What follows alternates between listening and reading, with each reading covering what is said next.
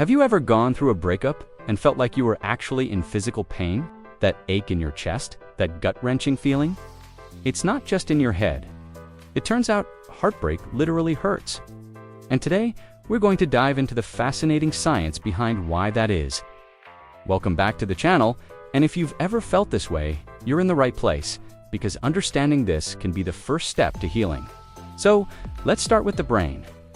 When you experience physical pain, say you accidentally touch a hot stove, specific regions in your brain light up. These areas are part of what scientists call the pain matrix. It includes the somatosensory cortex, which tells you where the pain is and how intense it is, and the anterior cingulate cortex, which handles the emotional, distressing part of the pain. The ouch, this is awful feeling. Here's where it gets really interesting. Researchers conducted a study where they took people who had recently gone through an unwanted breakup. They put them in an fMRI scanner, a machine that measures brain activity, and showed them a picture of their ex. What they found was astonishing. The same brain regions that light up when you experience physical pain, particularly that anterior cingulate cortex, also lit up with intense activity when the participants thought about their rejection. So when you say you're hurting after a breakup, your brain is processing that emotional pain in a way that's remarkably similar to how it processes physical pain. It's not a metaphor. Your brain is genuinely registering a painful event. This connection between emotional and physical pain isn't just some modern phenomenon. It's deeply rooted in our language and culture. Think about the phrases we use: a broken heart, hurt feelings, emotional wounds. Across countless languages, we use words for physical injury to describe emotional distress. This isn't a coincidence. It reflects a fundamental link in our neurobiology. The brain didn't evolve a completely separate system to handle social pain. Instead, it seems to have piggybacked on the existing physical pain system. Why? Because from an evolutionary standpoint, social connection was, and still is, critical for survival.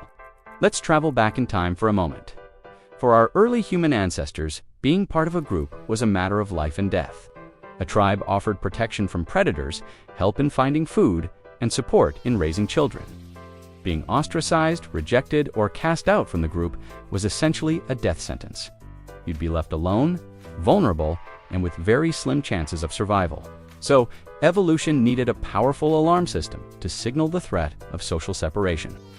What better system to use than the one already in place for physical threats? The pain system. That intense pain is your brain's ancient alarm bell, screaming, warning. Your social bonds are threatened. This is a survival emergency. It's a primal, visceral response designed to make you do everything you can to reconnect and repair those social ties. In the modern world, a breakup might not threaten our immediate physical survival, but our brains are still wired with that ancient software.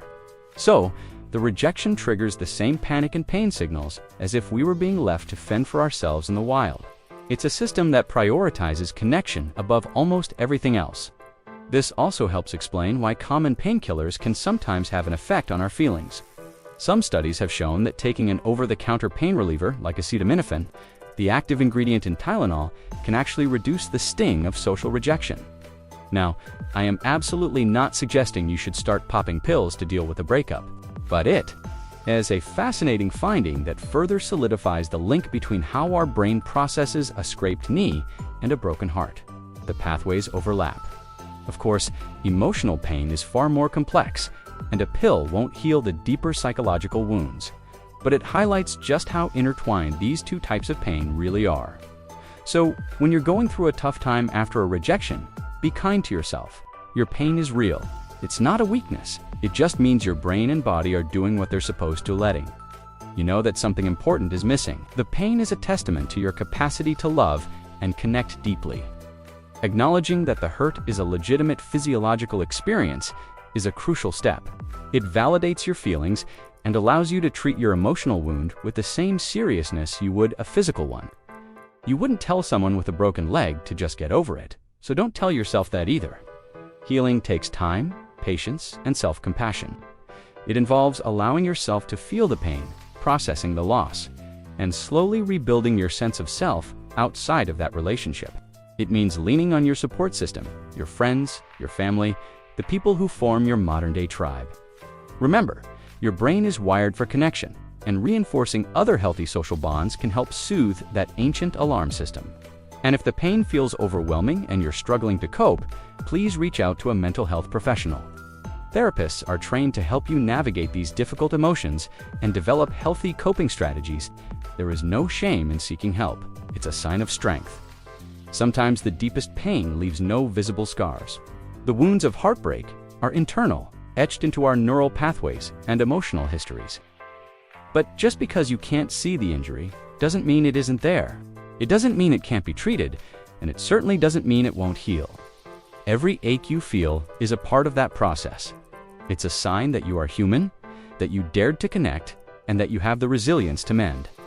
The journey of healing is a testament to your strength, and you will come out the other side. Perhaps not unscathed, but stronger and wiser for having navigated the depths of your own heart.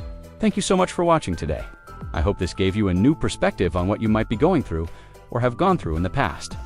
If you found this helpful, please give this video a like and subscribe for more content about the amazing complexities of our minds and emotions. Share your thoughts in the comments below. How have you coped with heartbreak? Sharing our stories can help us all feel a little less alone. Take care of yourselves, and I'll see you in the next video.